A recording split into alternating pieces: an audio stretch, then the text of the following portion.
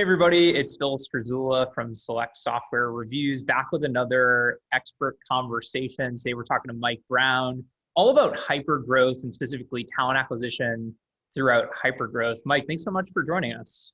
Hey, thanks for having me, Phil. So we always like to start these things off with a fun fact. I heard that you had an extremely recent addition to your family. Congratulations on your third kid. Hey, thank you. How's the sleep cycle going? How's life?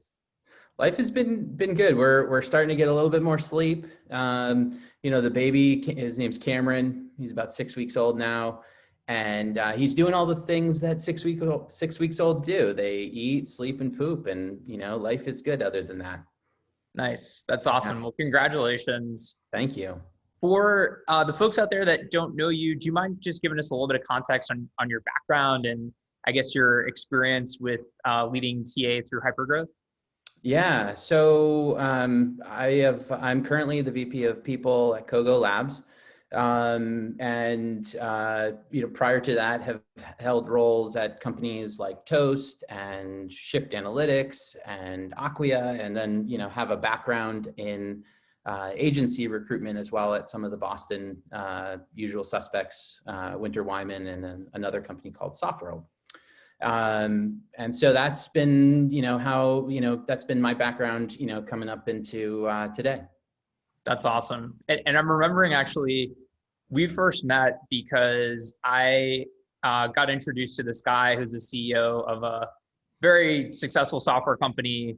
And he was like, there's two TA people in Boston who are amazing, heads and tails above everybody else.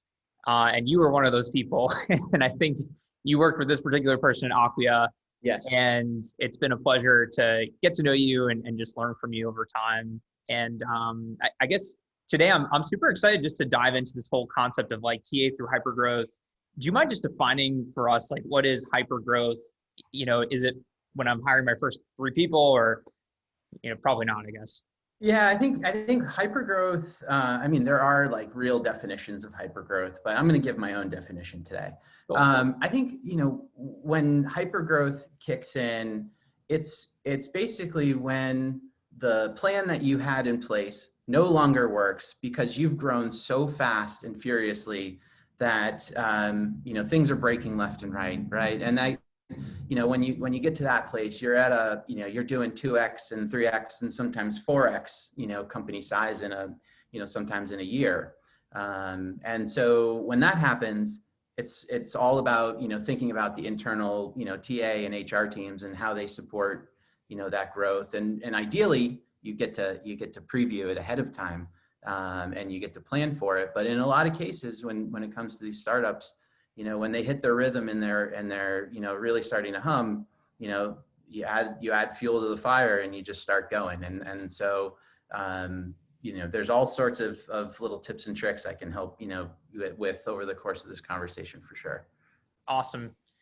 Yeah, I guess when you sort of define hypergrowth, the first thing I'm sort of thinking about is being a leader in that situation where you're being torn in so many different directions. There's hiring managers who are breathing down your throat, like, hey, we need to hire 3 more product managers or engineers or salespeople or whatever. There's the board, there's your team members, there's vendors. Like, how do you, in the midst of all that chaos where you have a lot of short-term and midterm and longer-term priorities that are all really, really important, how do you think about prioritization and like what to actually focus on and how to get progress made?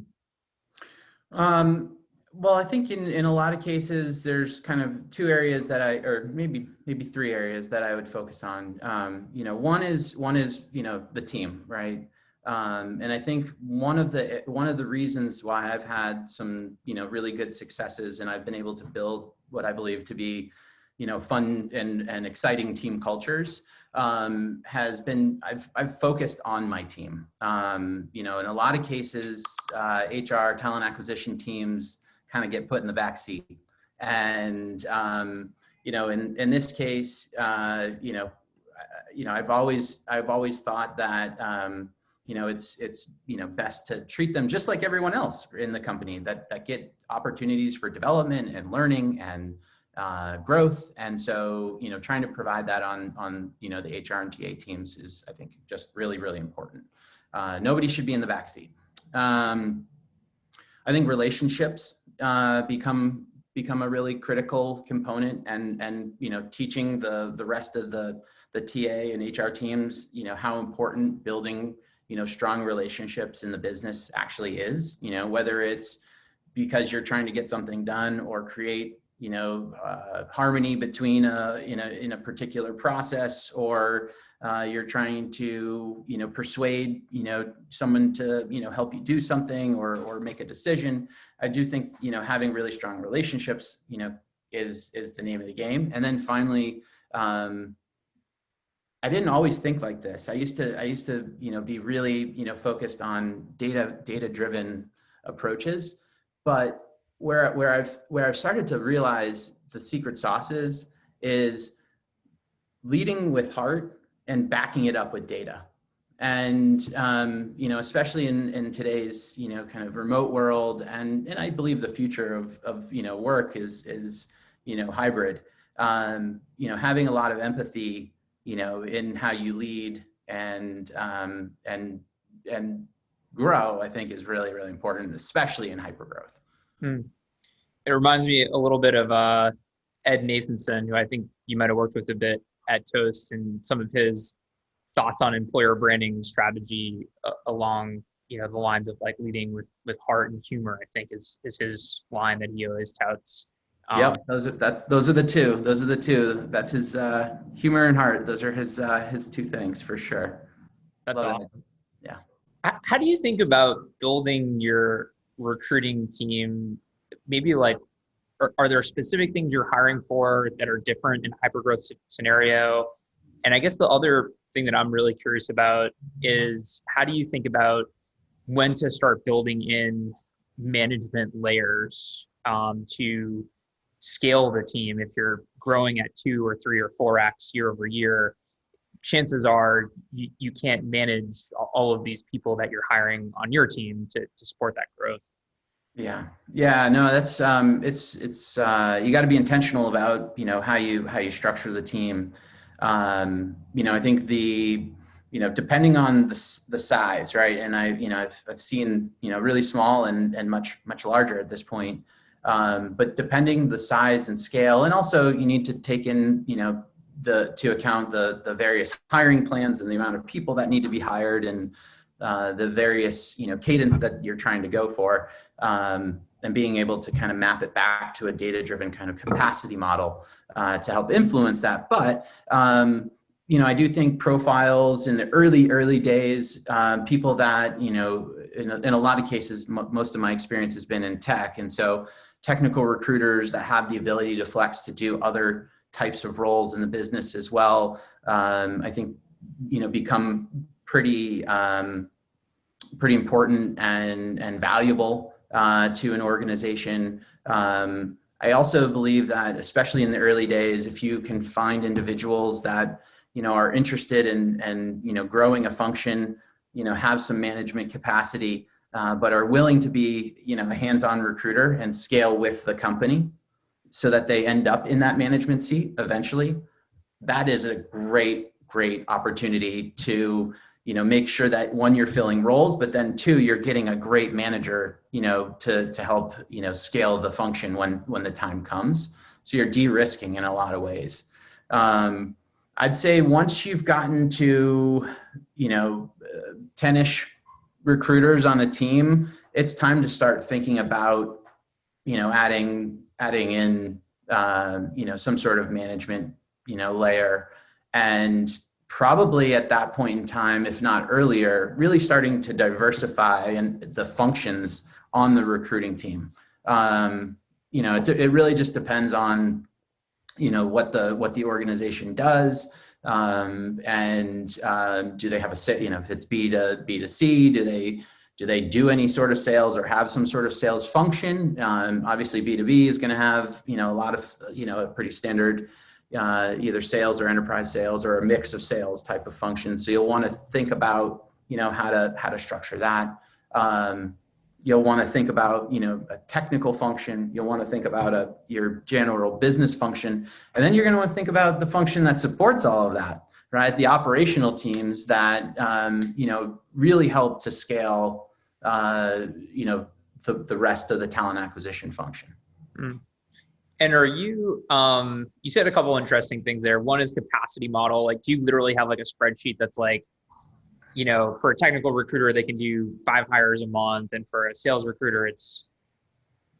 Yes. And, in the early days of a company where there is no data to be had, you kind of use just there's some general benchmarks, industry benchmarks, but as time goes, you can get really smart with it, which allows you can run like regression models and actually like predict out, how your hiring would be based on various trends and, dips in the market and just the various timetable of the year as well.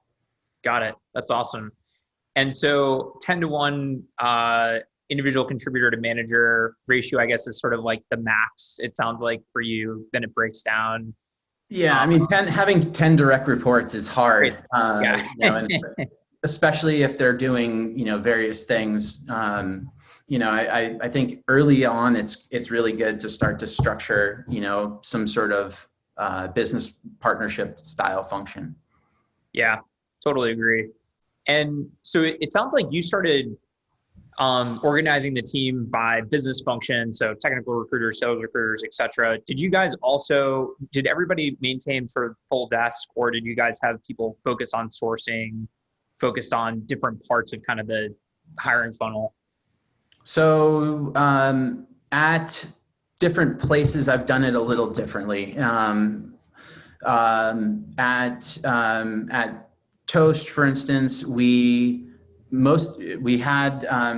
in sourcers from time to time. We also use some third-party sourcing teams that would then hand over, pretty massive lists of pre-qualified or people that had the warm-up call, and then they would hand those over to the full desk recruiters. But it was always, I think it's ideal to find recruiters that, think like sourcers at least, so that they are, if there aren't sourcers to be had or your budget doesn't allow to build a sourcing team, that you've got people that understand, how to go out and find the people they need to find. Once we really got going at Toast, that was when we started to actually build out we had a sourcing team. That was then divided and providing sourcing support to sales or to technical or to various business functions. Got it. I've also then brought in contract sourcing too, and that's also a good way to be able to flex up and down at various times as well. You are a pretty data-driven guy. Did you hold people accountable to numbers as like an organization or individually? And did you comp people to those numbers? Yeah. So yes, we would, the way that I've traditionally run it, I've actually, I know that Ed, for instance, I know that when he was at Rapid7, they ran a model that had, there was compensation around placement and retention of the placement. I've actually never gotten a chance to run a model like that. Most of what I've run is an MBO or an OKR style structure where people are accountable to their capacity model number, which tends to be their monthly goal or a quarterly goal, as well as some additional things. Sometimes it's related to another project that they're trying to achieve at work. And I always make sure that there's a personal development opportunity, in those goals as well. I really want people to be able to focus on advancing themselves as well as the business. I like that a lot. I'm gonna use that actually in our company. Definitely. How did you think about tools and augmenting what you guys were doing? It sounds like, you're using some third-party providers, it sounds like maybe an RPO, like some sourcing lists, obviously, ATS. Like, how did you think about that? So, I mean, the ATS is as it relates to talent acquisition, the ATS is the heart and soul, right? that's where you should, double down and make sure that you've got, sound technology and expandable technology, and hopefully, you're able to, have open APIs so that or pre-popped APIs so that you can start to connect your tech stack together. I think that's another thing to be thinking about is, how do the technologies integrate together, to form, your tech stack. Just like a company has a tech stack, what's the HR or TA tech stack, need to look like. I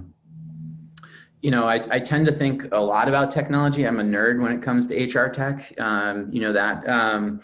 I think, one of the things that I tried to think a lot about is, the cost benefit analysis of a piece of technology, in place of, something manual or a human, the human touch.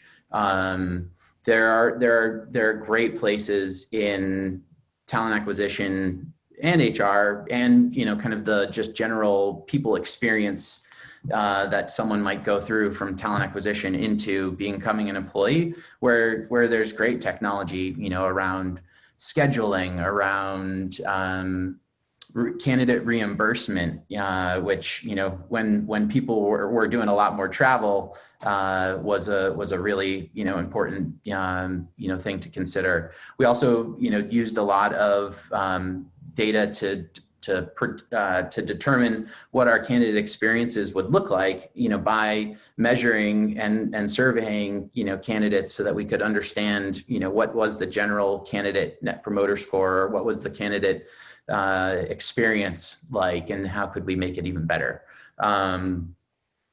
In terms of, there's definitely lots of automation opportunities within talent acquisition around sourcing. So thinking top of funnel, whether it's the big old LinkedIn contracts, down through the other Teleos or other sourcing platforms. There's a lot of AI sourcing platforms that are out now. And a lot of, and I think it's easy to get sucked in, because these tools are so cool. But you have to remember, where you are in your evolution of your growth. And, where do you have a hole in your current game that maybe a piece of technology could solve versus going out and hiring another person. Mm-hmm. And, the sky's the limit with HR tech right now. I mean, there's so many new things that are popping up, and I think there's great technology, around matching that's starting to happen. But, again, you've got to have a boatload of data to be able to, power something like that. Yeah. I think what's also interesting is you need to understand sort of like the skills of your organization and where you're at from a sophistication standpoint as well. It seems like some of the biggest leverage points are scheduling and onboarding and sourcing, as you point out. But I think there's also there's companies out there. I actually got an email this morning from a head of TA that said, we're looking for the perfect recruiting tool and we haven't found it yet. And I was like, well, it doesn't really exist. Like, there's no perfect recruiting tool that's going to solve all your issues. And I think sometimes people fall into that trap of thinking, we need a new ATS because of all of the reasons why our recruiting process is potentially broken. Totally. I think the other thing that's really an interesting thing is that the price tag on all these tools varies so drastically. Some sourcing tools can be upwards of six figures, whereas others, might be 10 grand. For some reason, by the way, 10 grand is just a funny thing, but like 10 grand is the magic number in my head for every piece of technology. Everything should just be 10 grand. Yeah, exactly. Especially if you're at a big enough company. Some companies are like, that's crazy. And some it's like, wow, that's a steal.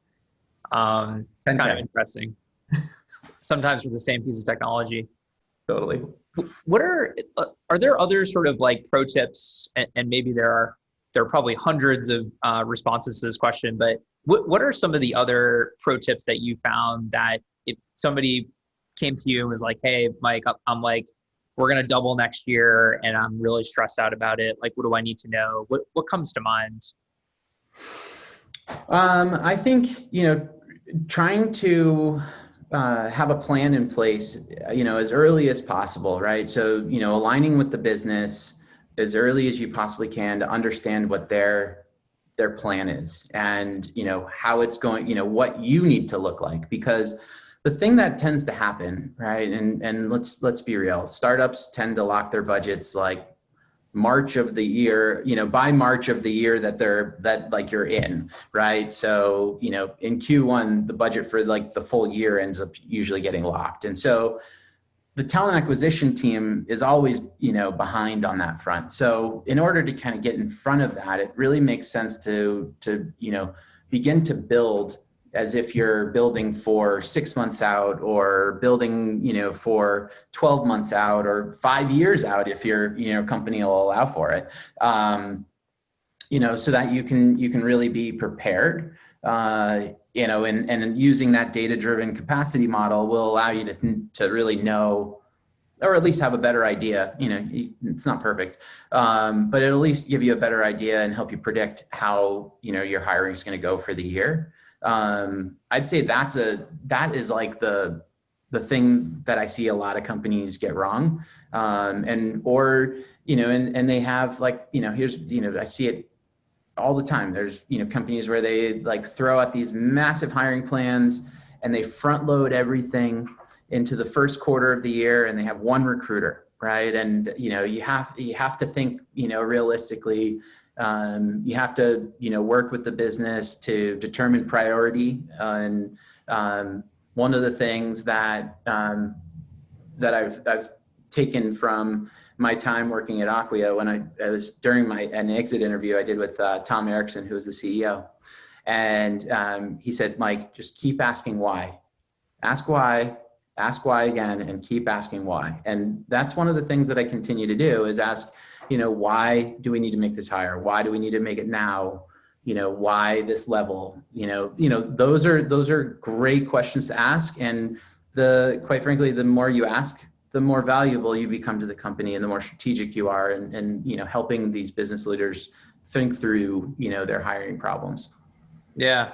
And I guess what's interesting is company raises a large Series C or Series B, hiring managers all of a sudden have huge budgets, and they're like, all right, I'm building the team of my dreams for this, this, and this. And if you actually sort of like push back on some of that stuff as a valued part of the organization, like you might be able to help them refine their thinking, which maybe was created in a bit of a vacuum, but also you might realize, oh, like we can't solve this problem for you right now, but we can solve this part of the problem in a different way if that's helpful. And so having all that context that allows you to just be a more valued part of the organization, I guess. In the early days of an HR structure, most companies don't have, really senior HR people that are helping them think through org design and org structure and, talent structures, and so I think, having the ability as a talent acquisition person to be able to have those conversations, you become really, a much more valuable, partner. You're a true partner at that point. When do you think it makes sense to start hiring some of these more specialist roles into the TA function? Like maybe somebody who focuses on employer branding, maybe a data analyst, maybe head of candidate experience. Like what are those roles, and when do you start hiring them?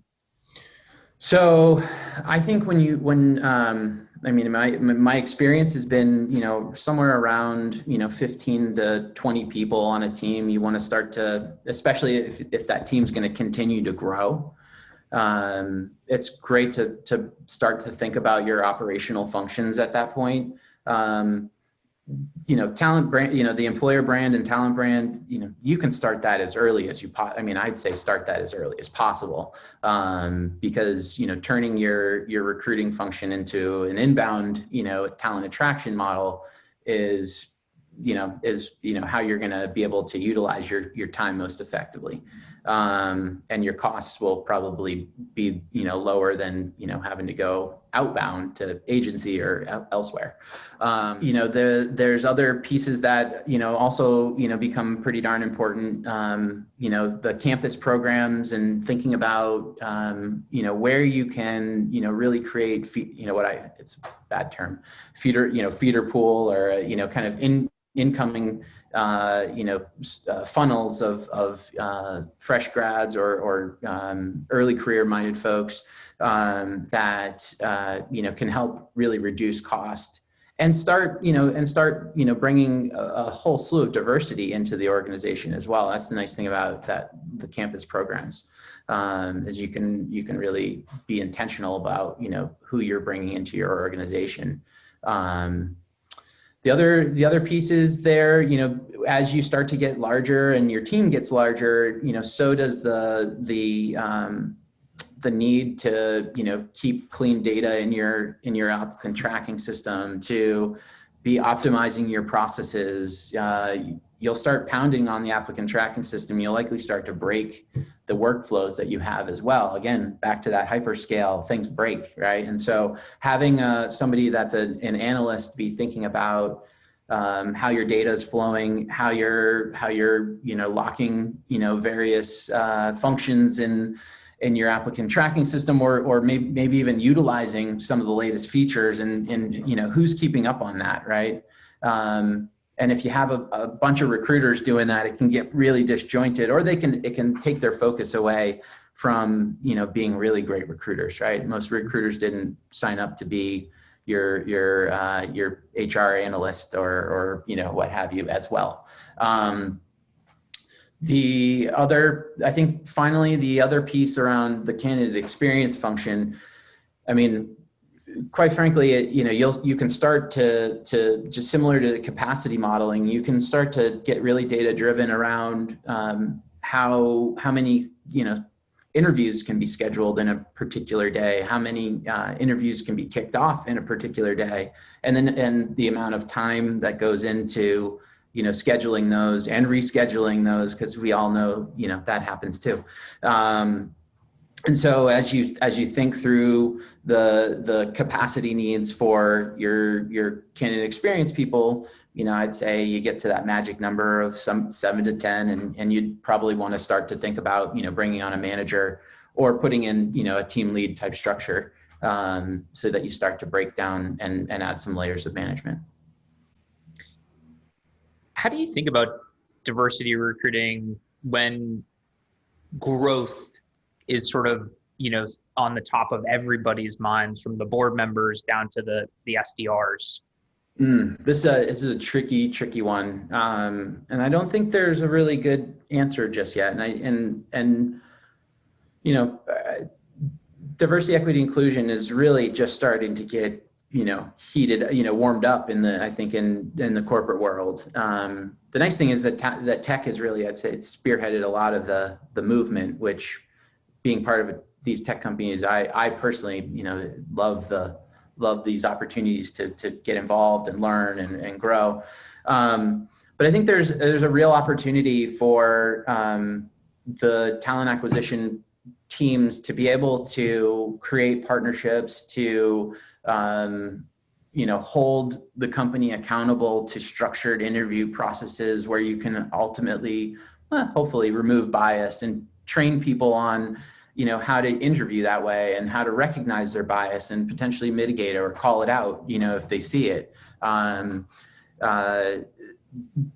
And there's, great ways to run, interview processes. I don't know if you're familiar with the Rooney Rule or other kind of similar structures where you can kind of guarantee diverse slates and panels, and really also be really thoughtful about with who sits on your interview panels. And so, I would say that the more thoughtful you can build your approaches, the better. There are times, where certain companies will break or bend for speed purposes, I would say. I think that's usually why a company will bend, or because they've searched for so darn long and just have exhausted a search. That is usually another reason, or because there's a general fear There's a fear in a lot of ways that, things might slow down, is what, is the kind of the thing that I tend to hear.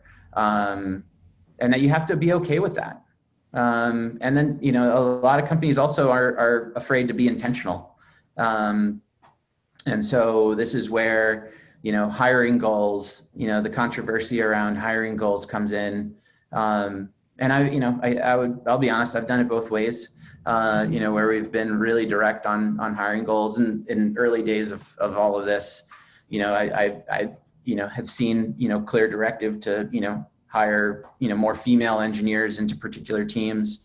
Again, not a bad thing. And I think people just need to be honest with who they are, and be honest with the teams that they have currently, and try to hold themselves accountable. Be as data driven as you possibly can. The nice thing about TA is that we tend to collect, through the EEO collection, the EOC collection.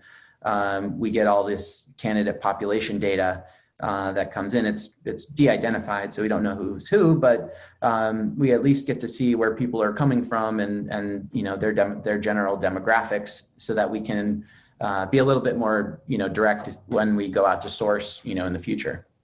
Yeah, that's great.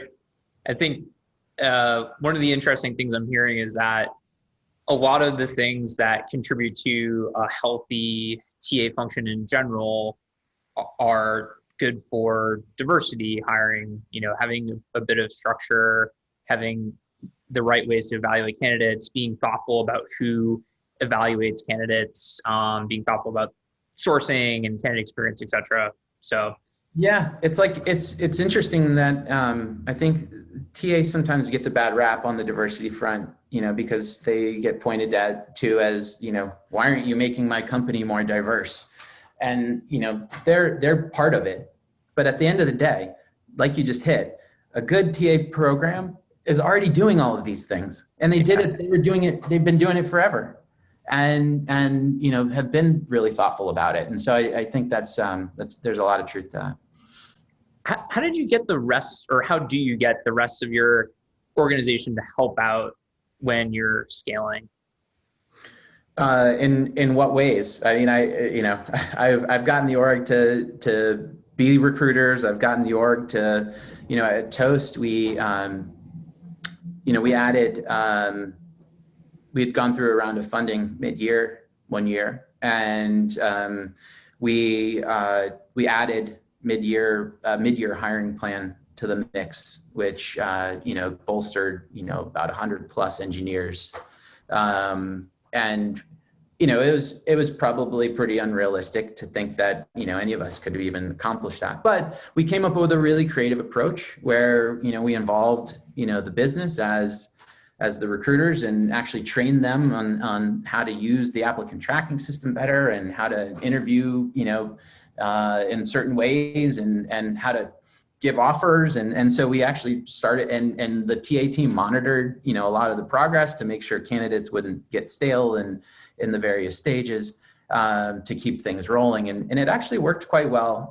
We were able to partner really well, but you have to trust. You got to trust. I think that's one way. And I also think, it's important for TA to, publicly celebrate wins. It's not, TA needs to same with HR, right? It's kind of all the same. You've got to show the business that you can GSD, and just like they can, and that you're a valuable player, and you can build partnership. And that's where I think the data comes in, and being able to influence through partnership and collaboration. There's a lot of recruiters out there that just want to fill roles, and I think those are the people that end up hurting reputation of teams, because at the end of the day, a hiring manager really wants to partner with somebody that wants to get creative, wants to be a partner, wants to really understand the importance of the hires. And I think one of the values of some of the startups that I've been part of is that, I sat with the engineering team at Shift, for instance. I mean, my office was, right outside was where the UX and UI team was, and right, 2 rows down were, a whole bunch of software engineers. And, I saw the pain on their face when we couldn't fill roles. And the late nights, I knew the late nights that they had to pull when we couldn't fill certain things. And so, when that clicks, and you actually get to see the impact of the recruiting, and the business gets to see that all to, kind of that realization. I think that the partnerships really happen, and you start to have a two-way, street. The other way I've built some good kind of mojo between the kind of the business and TA is through teaching the business how to recruit. So there's a certain engineering leader that I'm pretty friendly with, that I used to work with at Acquia, who's an amazing engineering leader today, who I taught him how to do the 2-part close. And I think that was something that he and I actually still talk about. So I know that was a valuable thing, that it built a lot of credibility, for me in the program, as we went. What is the 2-part close? 2-part close is the old school salesy, used cars salesy model, where you go and you have a conversation with a candidate about, ultimately what they're looking for, kind of knowing what you're able to give, getting them to a place where they're going to say ultimately yes to a particular number. Then you say, okay, I've got to go see if I can get said number. Then you come back with the number. Okay. Got it. I like it. I love what you just said about, one, like bragging. I always remember my 4th grade teacher told me brag about what you do, because otherwise nobody's going to appreciate it. And I think this happens all the time with HR and TA, where more times than not, it's if something goes wrong, you get blamed, but nobody's gives you the credit for that amazing new hire or whatever the case may be. And then the other thing is, you talked about really having a lot of empathy for the people that you're recruiting with and sitting with them. And I actually give this advice all the time to a lot of HR tech entrepreneurs, come to me hey, Phil, I'm going to start this HR tech company. I'm all right, cool. The first thing you do is find some local HR team who's your ideal customer persona, and just hang out with them as much as they'll allow you to. Work next to them. What are the blogs they're reading? What are the Facebook groups they're a part of, et cetera. And that's how you're going to understand how to build something for them. It's not by intellectualizing in a spreadsheet some product that they may or may not need. Totally. So. I mean, I think this happens a lot, where people kind of bring their if you're going from one job to another, people the good old playbook, they bring their playbook with them and bring it to another company. And in TA, that just doesn't work, because it's got to be a custom approach every time. And you can bring your best practices to the table, sure, but you're going to want to customize so that the business sees you meeting them in the middle. Yeah, totally. Hey, I really appreciate your time. I know you're crazy busy. You've got another person living in your home now. Congratulations again. And thanks a lot for being so generous with your time and your insights and your experience over many companies, just sort of scaling at a very rapid pace, which is something that not a lot of us get to experience, but when we do, it's nice to have that context. And I also think that there's a lot of lessons here across many different types of organizations. So thanks a lot for your time. Yeah, totally. This was great. Thanks for having me, Phil.